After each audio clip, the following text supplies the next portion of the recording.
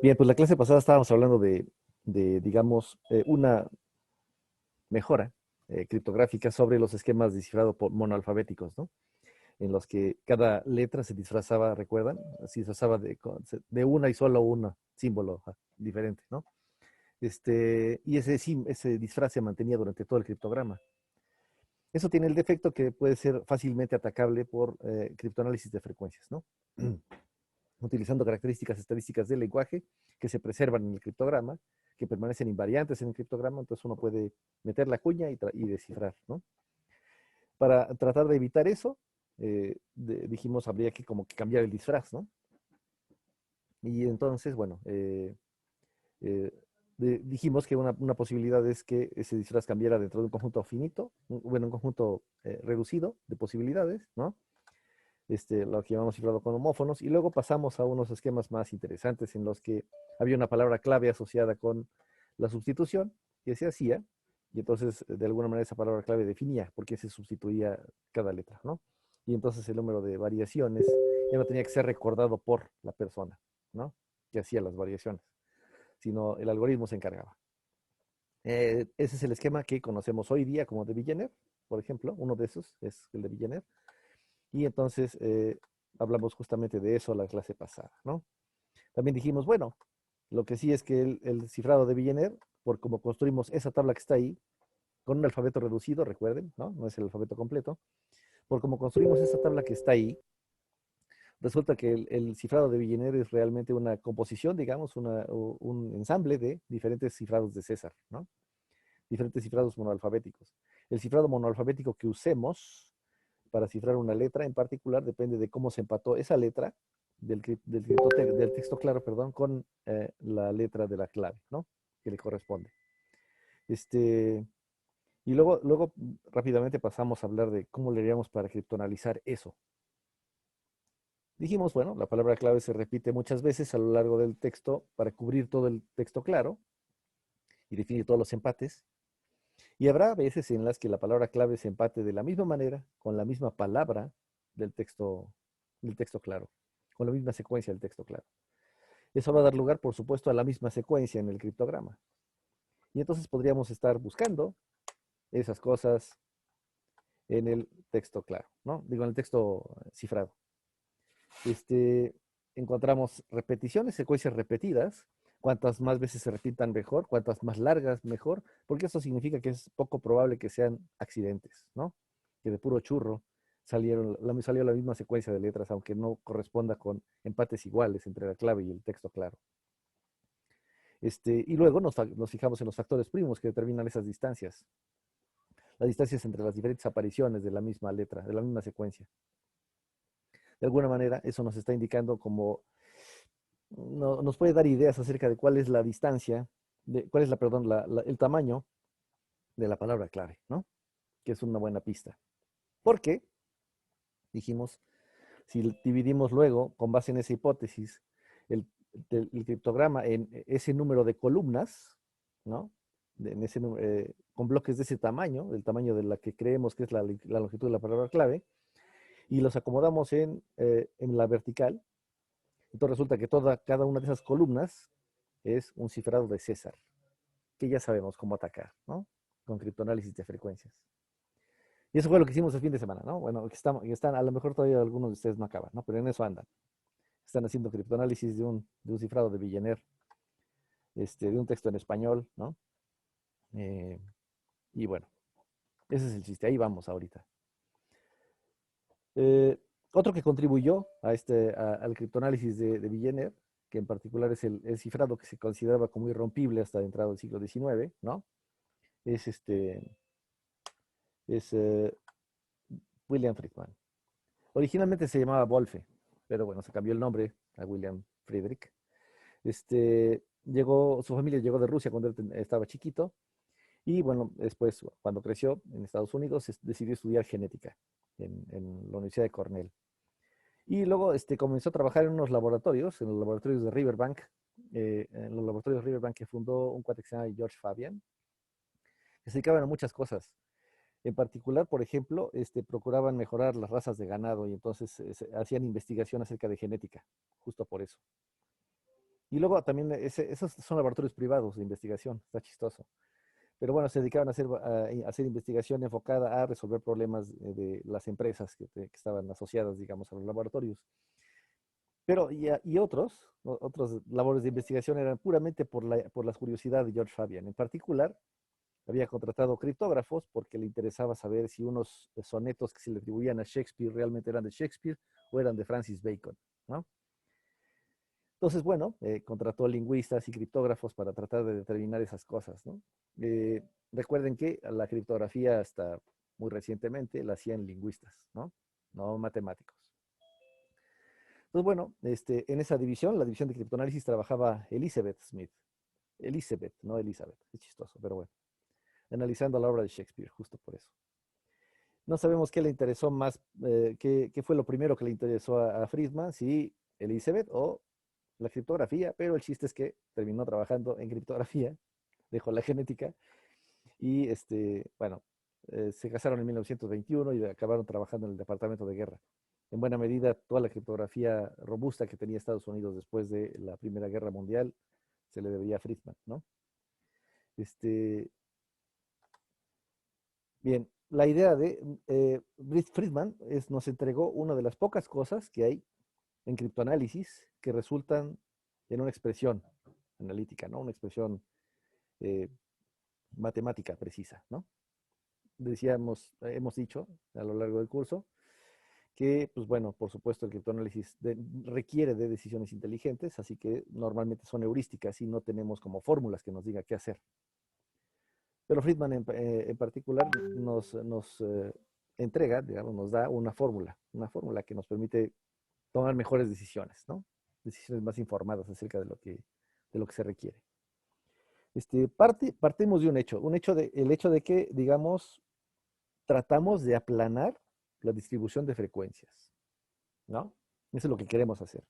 Quisiéramos que el esquema criptográfico que usamos aplaste todos los picos y los valles que tenemos en una línea horizontal, en una distribución uniforme, que todos los caracteres sean equiprobables en el criptograma, a diferencia de los caracteres en el texto claro, donde por supuesto que hay una distribución de frecuencias característica del idioma, ¿no?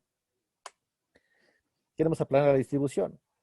O sea que en principio, digamos que quisiéramos fijarnos en esta cosa que está aquí, lo que está dentro de paréntesis, ¿no? La probabilidad de que aparezca un carácter menos un 26. La probabilidad de que aparezca un carácter en el criptograma menos un 26, ¿no? Digamos, esa diferencia es qué tanto el criptograma está distante de la distribución uniforme, ¿no? Por supuesto, estoy hablando de probabilidades y eso ya de entrada está mal, porque, pues, por supuesto, estoy hablando de un criptograma y el criptograma es una muestra, así que no podría hablar de probabilidad, porque, no, digamos, tendría que acudir a la ley de los grandes números y demás, pero bueno, ¿no? Este, Esta expresión entonces me daría algo como eso, como la medida de qué tan diferente está, qué tan distante es el criptograma de la distribución uniforme.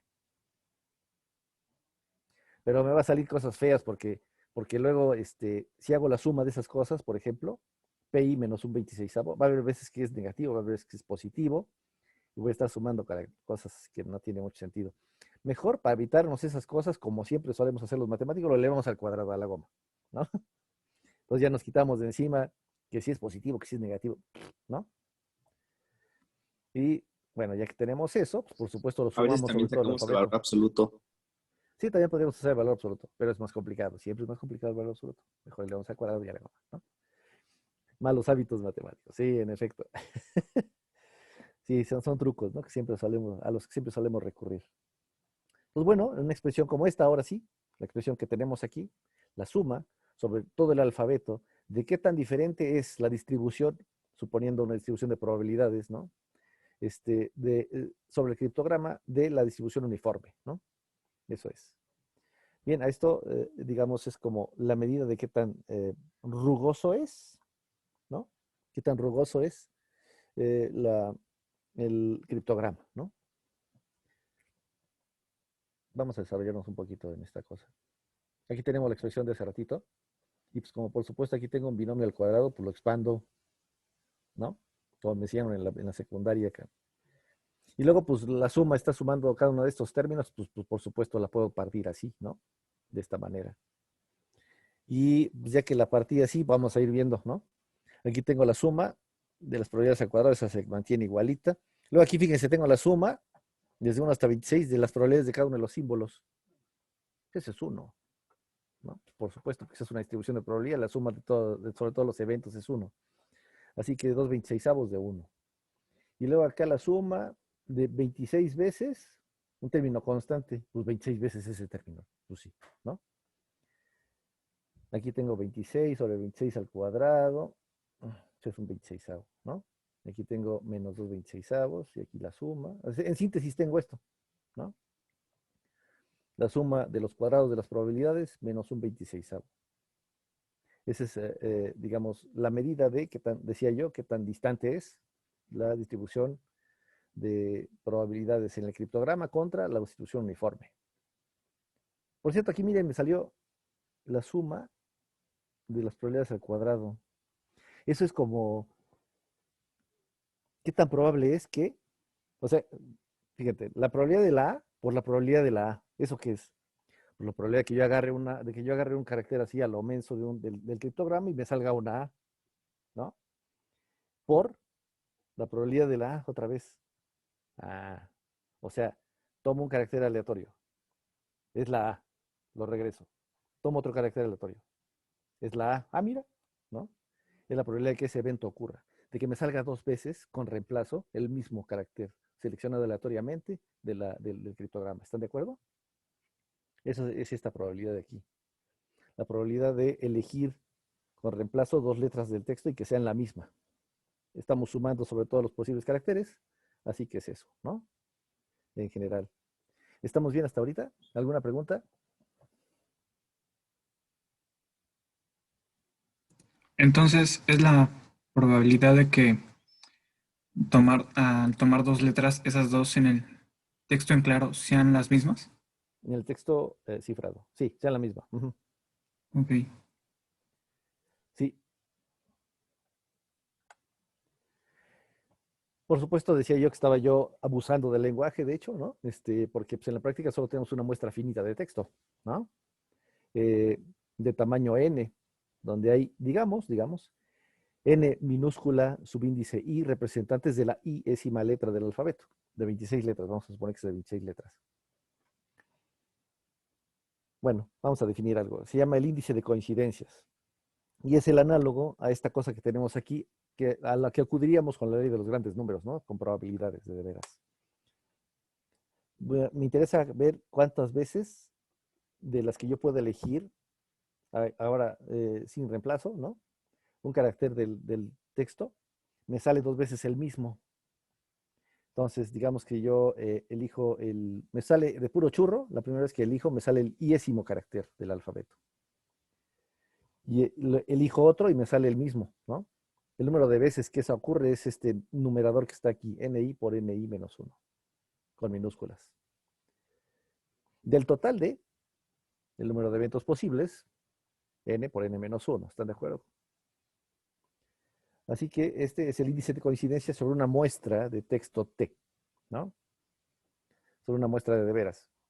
Esa es la definición, digamos, del índice de coincidencias. Es una definición que se le ocurrió a Friedman, digamos, en el sentido de que lo que quería hacer era verificar cuántas veces podía pasar eso y qué tan distinto es eso de lo que podría ocurrir con un texto completamente aleatorio, ¿no? De qué manera podríamos distinguir en el criptograma qué tan diferente es esta cantidad de lo que ocurriría en un texto completamente aleatorio, ¿no? Resulta que, por supuesto, el índice de coincidencias es característico de un idioma. Eh, Usando el alfabeto de 26 letras, tenemos las siguientes aproximaciones. Por ejemplo, texto aleatorio, el índice de coincidencia sobre un texto aleatorio arbitrario, anda rondando 0.038. En cambio, si el texto está en español, el índice de coincidencias cambia y lo caracteriza además. En español es 0.0744 aproximadamente. En inglés es 0.065, ¿no? Digamos que está un poco, aparentemente está un poco más estructurado el español que el inglés, digamos, ¿no? Según esto. Pero entonces, bueno, el chiste es que, ajá, de cualquier letra, en efecto, son coincidencias de cualquier letra, Sandy. Este, la idea es entonces que el índice de coincidencias caracteriza de alguna manera el idioma en el que está escrito un texto, ¿no? Ahora, cuando trato de aplanar la distribución de frecuencias, estoy echando a perder ese índice de coincidencias del idioma y lo estoy tratando de aproximar a este de aquí, al de texto aleatorio. Pero no lo logro del todo. ¿O sí? No sé. ¿De qué dependería lograrlo bien? Ustedes dijeron algunas pistas la vez pasada, ¿no? Dijeron, bueno, imagínense un billionaire, ¿no? Bueno, pues si la palabra clave es muy chiquita, pues se repite muchas veces, cabrón. Y entonces tengo unas columnotas enormes, güey, ¿no? Se ha dicho índices de coincidencias de lenguajes de programación. Ah, no, no sé. Está interesante. Si tengo muestra grande de texto, ¿no? Digamos, y muy poquitas, y la longitud de la palabra clave es chiquita, entonces, pues, por supuesto, se repite muchas veces, ¿no? Para cubrir todo el texto. Y entonces tengo, pues, casi monoalfabético las cosas, ¿no? Así que entonces se parecería mucho al del idioma en el que fue escrito. El criptograma preservaría el índice de coincidencias del idioma en el que fue escrito. Tengo una palabra clave grandota, con muchas letras diferentes, además. No repito letras en la palabra clave, ¿no? Son muchas letras diferentes. Y está largota. La empato entonces muchas menos veces con el texto claro para descifrarlo, ¿no? Y entonces sí me aproximo más a un índice de coincidencias que se acerque más a lo aleatorio, ¿no? Le rompo el índice de coincidencias al idioma y me acerco más al aleatorio. Oye, entonces, de alguna manera el índice de coincidencias me está diciendo cuántas letras diferentes de la clave estás utilizando, ¿no? ¿Cuántas letras diferentes tiene la clave? Pues, ¿no? En un billionaire. El número de alfabetos que estás utilizando, el número de renglones diferentes de la matriz de Villeneuve que estás utilizando para cifrar el texto. Eso le llevó a Friedman a calcular esto, el número estimado de alfabetos diferentes utilizados para cifrar un criptograma. Suponiendo un texto T de tamaño N en español, representativo, digamos, suficientemente representativo del alfabeto, con el alfabeto de 26 letras, esta expresión analítica que puse aquí, es un estimado del número de alfabetos que se están utilizando para cifrar un criptograma polialfabético, ¿no?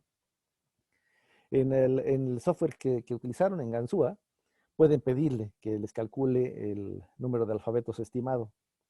Y eso entonces, por supuesto, de alguna manera les puede dar pistas acerca bueno, les puede refutar o confirmar o, digamos, apoyar la hipótesis que ya tengan formulada luego de la prueba de Kaczynski para determinar el número de alfabetos posibles, la longitud de la palabra clave, suponiendo que la palabra clave tiene puras letras diferentes, que sería lo razonable, ¿verdad? Que la palabra sea de tamaño de texto y con un número. Ajá, claro. En efecto, ese sería el extremo, ¿verdad? Como dice Juan, que la palabra clave sea del tamaño del texto. Por cierto que, sí, ustedes siempre están como 2 pasos adelante. Luego vamos a hablar de eso. Que el número de alfabetos y la longitud de la palabra clave siempre son el mismo. No, no. Si la palabra clave repite letras, entonces el número de alfabetos es pues, menor que la longitud de la palabra clave, ¿no? El número de alfabetos es el número de letras diferentes que tiene la palabra clave, porque es el número de renglones diferentes de la matriz de Villeneuve que estás utilizando para cifrar. Si tu palabra clave repite letras, entonces estás utilizando a veces el mismo, ¿no? Pero bueno. Lo que significa que ya termina la expresión. Ajá, ahí te va. Este es una constante 0.036, que por cierto depende del texto en español. Depende del español. O sea, pueden ver la deducción de esta expresión en las notas que escribí con Arturo Magidi. Y luego acá esta n pues, es el tamaño de la muestra, ¿no? Índice de coincidencias de t es este de acá, es este, ¿no? Calculado sobre la muestra, multiplicado por n-1, donde n es el tamaño de la muestra. Esta cantidad constante de aquí depende solo de texto aleatorio, es este 0.038 de aquí, ¿no? Más 0.0744. Esta expresión de aquí también depende del idioma. Estos dos números de aquí dependen del idioma. Este es porque es español y este también porque es español, pero se multiplicó por otras cosas, etcétera, ¿no? Entonces, bueno, con esta expresión no puede calcular pues, una aproximación del número de letras diferentes en la palabra clave, que sería una estimación de su longitud, el número de alfabetos que se están utilizando en la matriz de Villeneuve, ¿no? ¿Qué significa? Ah, ya es todo. ¿Con eso basta, Edgar? ¿Sí quedó bien? ¿Alguien más tiene alguna pregunta?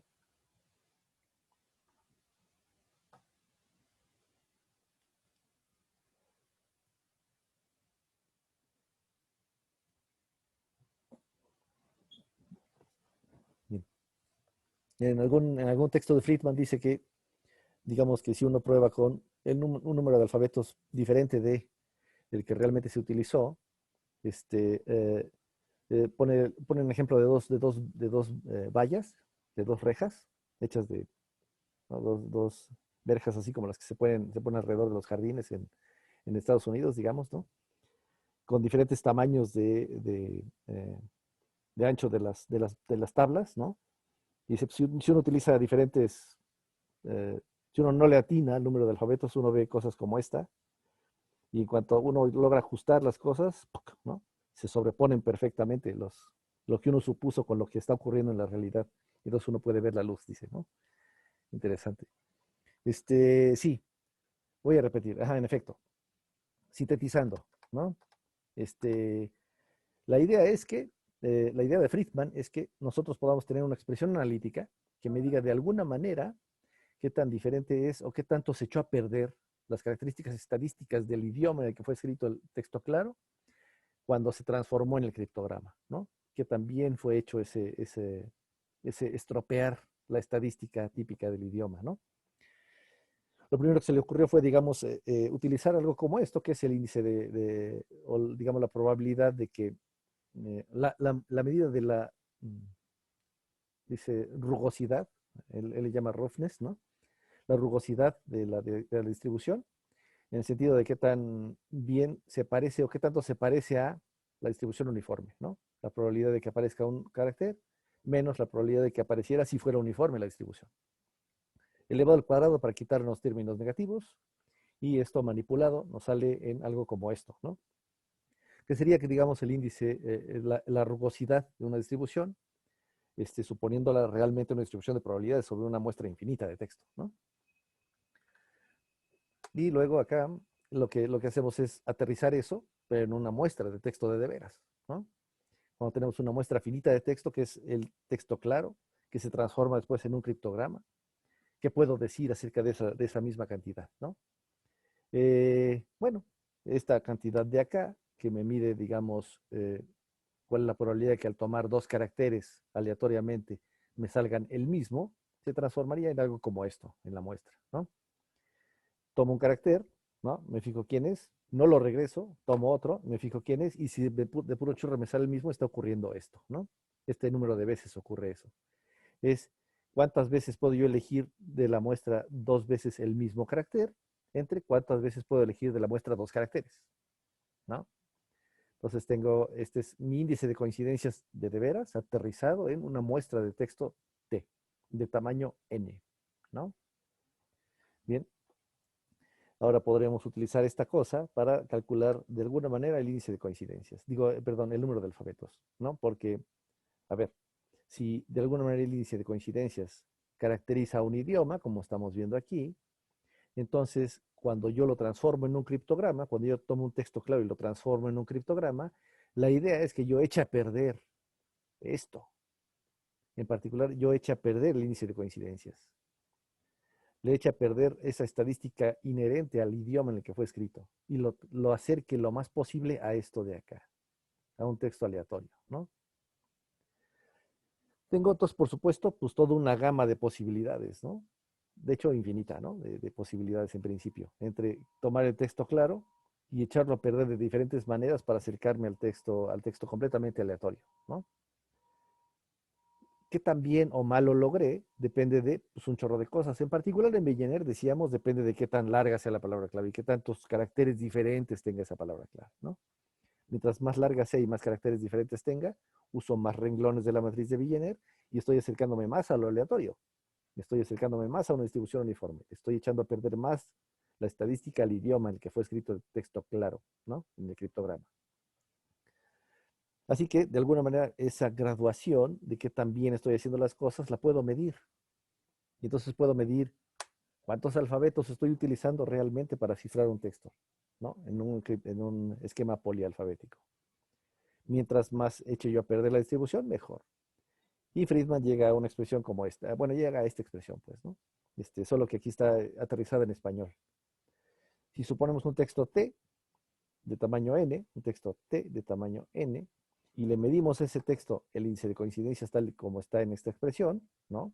Contando cuántos caracteres hay de cada una de las letras del alfabeto y viendo cuántos caracteres hay en total. Solo eso necesitamos, ¿no?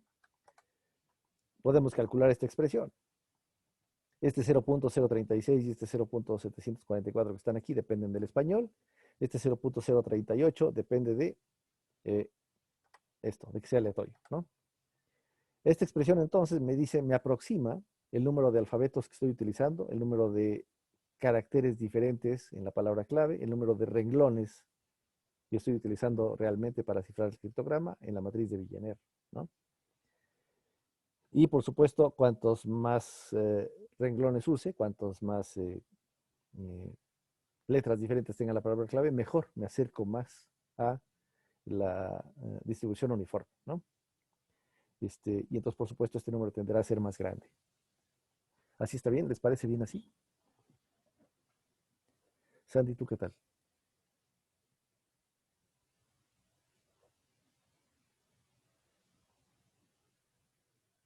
Sandy, ¿tú qué tal? Ok, ok. Dice César, esa expresión va a regresar un racional positivo.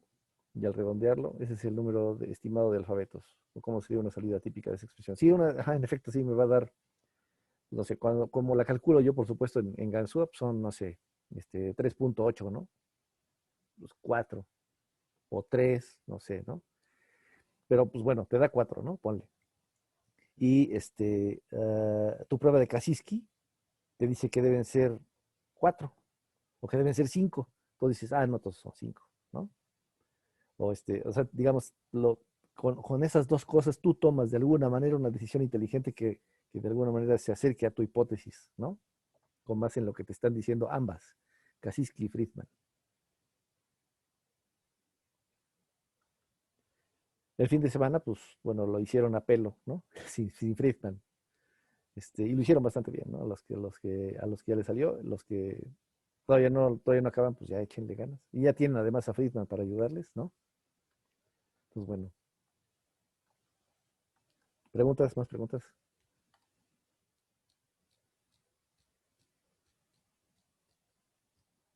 cámara. Entonces, bueno, decía yo, ahora se puede hacer una hipótesis más informada acerca del número de mapeos utilizados en el cifrado polialfabético.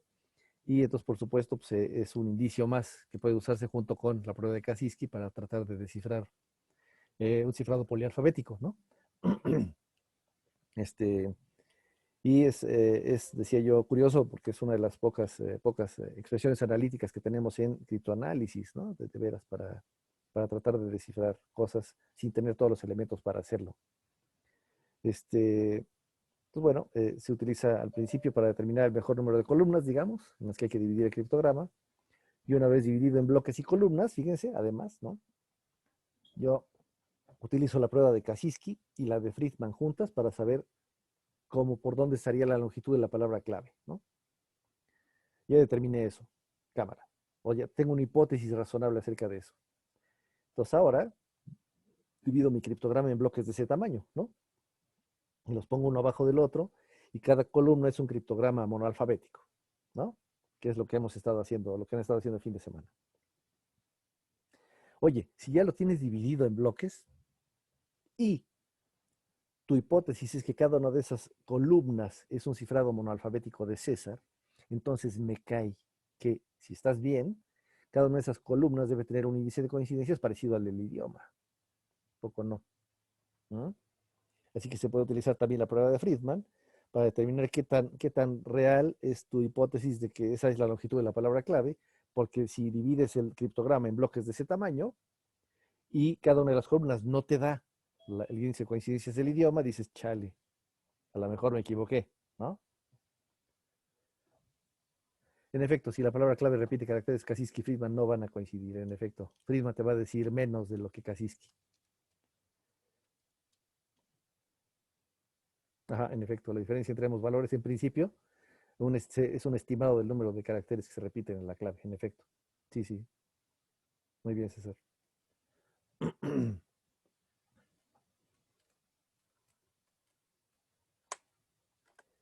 Y bueno, eso es todo respecto a caracteres, a cifrados polialfabéticos.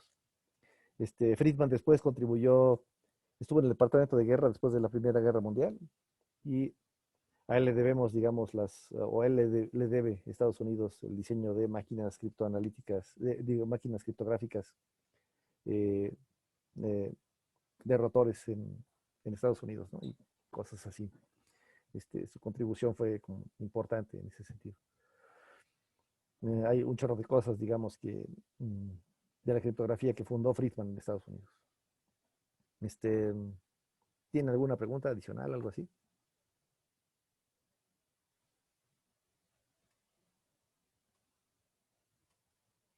Porque eso es todo por la clase de hoy, por cierto.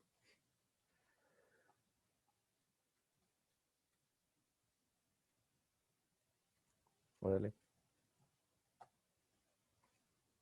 Bien, pues, sí, puse en el chat, ¿verdad?